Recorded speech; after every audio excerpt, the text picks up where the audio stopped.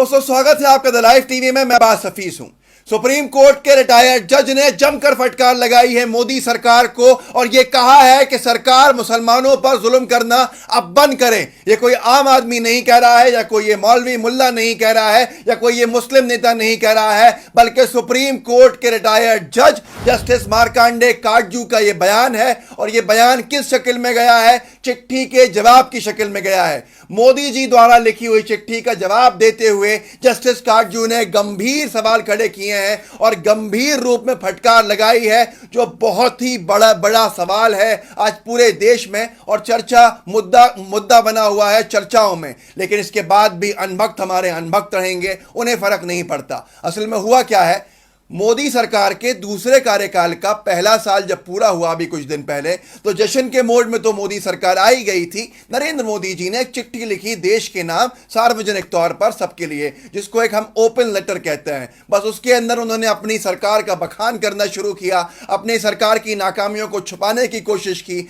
यह होना था कि जस्टिस काटजू ने तुरंत ही चिट्ठी का जवाब भेज दिया और उस जवाब के अंदर इनको कभी कल्पना नहीं की थी ऐसी बातें लिखी। जस्टिस काटजू ने कहा कि सरकार मुसलमानों पर जुल्म करना बंद करे। जो लोग कहते हैं कि भारत में कोई ऐसी स्थिति नहीं है और मोदी सरकार के राज में मुसलमानों पर जुल्म नहीं हो रहा, तो ये कौन कह रहा है? ये जस्टिस जो सुप्रीम कोर्ट के रिटायर्ड जज कह रहे हैं, जस्टिस मार्कंडे काटजू। कोई मामूली व्यक्ति नहीं है, कोई छोटी अदालत के जज नहीं है, बल्कि देश की सर्वोच्चतम अदालत में फैसले लिखने वाले जज हैं, जिनका पूरी जिंदगी अदालतों में गुजरी है और देश की सर्वोच्चतम अदालत के अंदर जाकर ये रिटायर हुए हैं। उनका कहना है कि मुसलमानों पर जुल्म करना बंद हो सरकार के।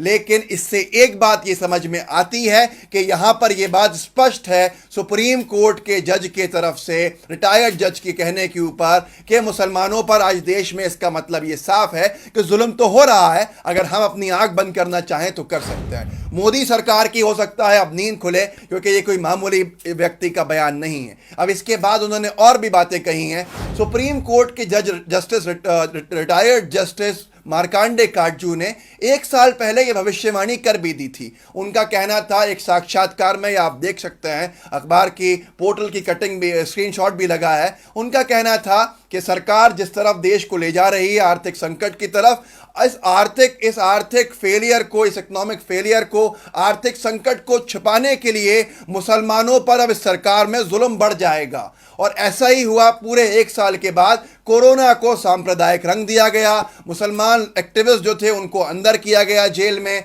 और इस तरह से हिंदू और मुसलमानों को बांटा गया कि वो एक दूसरे के दुश्मन बन जाएं। कोरोना को जिस तरह का सांप्रदायिक रंग दिया, दुनिया में कहीं नहीं हुआ था। उसके बाद न जाने कितनी जाने गईं, अफवाहों का बाजार गर्म हुआ। जस्टिस काटजू की बात सच साबित हुई। मरकज निजामुद्दीन के मामले में जब पूरा मीडिया ट्रायल शुरू हुआ था और मुस्लिम्स को टारगेट किया गया था, जमातियों को टारगेट किया गया था, जब भी जस्टिस मार्कंडे काटजू ने, जो सुप्रीम कोर्ट के रिटायर्ड जज हैं, ये साफ कहा था कि कोरोना में मुसलमानों को टारगेट करना गलत है, क्योंकि वो एक जज हैं और कानून को बहुत बेहतर तरीके से जानते हैं। वो देखते हैं, अनभक्तों से उनका दिमाग बहुत ऊपर है, लेकिन अनभक्त उन लोगों की मानते हैं जो जाहिल गवार हों, उनको पढ़े लिखों की मानना समझ में नहीं आता शायद। जस्टिस काटजू ने कुछ दिन पहले यह भी कहा था कि उत्तर प्रदेश की सरकार जिस तरह से एक्टिविस्ट जो थे सीएए के, एनआरसी के, उनके खिलाफ जालिम कार्रवाई कर रही है, यह निहायत गलत है कानूनी तौर के ऊपर। यह अनभक्तों के नेता नहीं कह रहे थे, बल्कि सुप्रीम कोर्ट के रिटायर्ड जज कह रहे थे।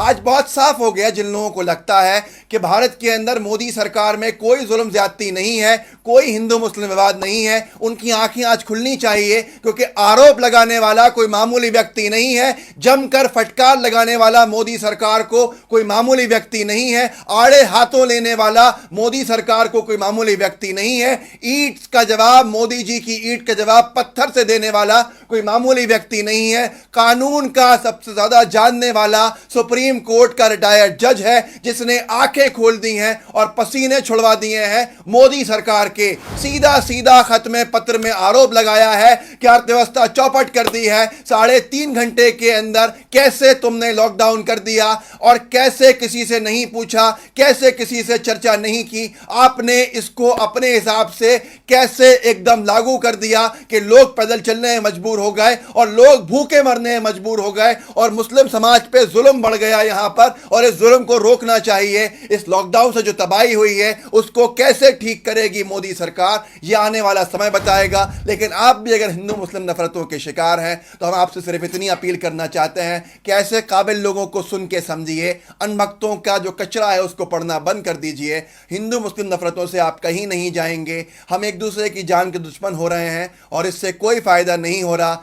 अच्छे लोगों को सुनिए, अपनी आंखें खोलिए, मोदी सरकार को गलत काम करने से रोकिए।